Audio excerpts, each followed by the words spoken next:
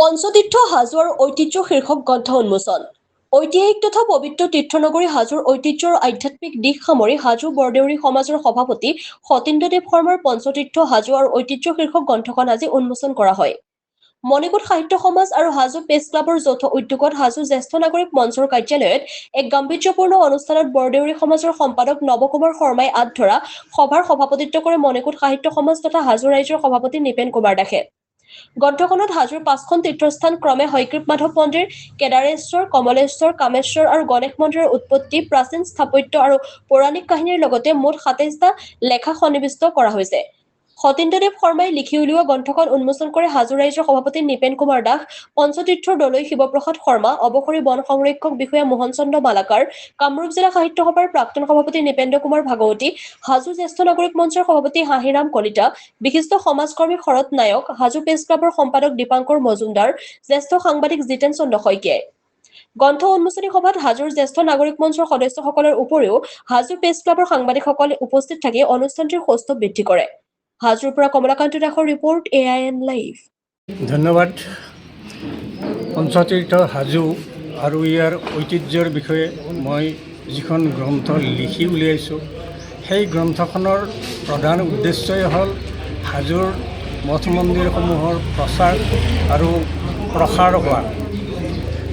আপোনালোকে হয়তো জানিব, এটা সময়ত হাজোৰ এই পঞ্চতীৰ্থৰ য'ত য'ত অৱস্থিতি আছে তাত গোটেইকেইখন পাহাৰ আছিল।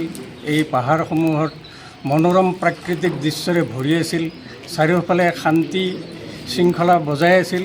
সেই শান্তি শৃংখলাৰ দেখা পায় ঈশ্বৰ সন্ধানী বহু ঋষিমুনিসকল ইয়ালৈকে আহিছিল আৰু তেওঁলোকে ইয়াত আশ্ৰম পাতি শিষ্য প্ৰশিষ্যৰ সৈতে থাকিবলৈ লৈছিল। এটা সময়ত তেওঁলোকে লগ হৈ কোনো এঠাইত লগ হৈ ধৰ্মসভাও পাতিছিল। সেই ধৰ্মসভাত তেওঁলোকে লাভ কৰা জ্ঞানসমূহ মানুহৰ মাজত প্ৰচাৰ কৰিছিল। এই মন্দিৰসমূহৰ নিৰ্মাণকাল ৬৫০ খ্ৰীষ্টাব্দৰ পৰা ১৭৪৪ খ্ৰীষ্টাব্দৰ ভিতৰত হোৱা বুলি বহুজনে মত প্ৰকাশ কৰে। মই বহুতো গ্ৰন্থৰ পৰা পাইছোঁ এইখিনি সময়ৰ ভিতৰতে এই মঠ মন্দিৰসমূহৰ নিৰ্মাণ হৈছিলে। কিন্তু ইয়াৰ আগতে খ্ৰীষ্টাব্দপূৰ্ব ৫০০ চনত বুদ্ধদেৱ হাজোলৈকে আহিছিল। তেওঁ যেতিয়া হাজোলৈ আহিছিল, তেওঁ ছয়গাঁৱৰ কুকুচ্ছা নদীৰ পৰা ব্ৰহ্মপুত্ৰৰে উজাই আহি হাজোৰ কেদাৰ মন্দিৰত প্ৰৱেশ কৰিছিল। কেদাৰ মন্দিৰত প্ৰৱেশ কৰি তেওঁ তেতিয়া মন্দিৰবিলাক নাছিলে, তেওঁ তাত এটা পুখুৰী পাইছিল। সেইটো পুখুৰীক কয় চৌমনি হ্ৰদ।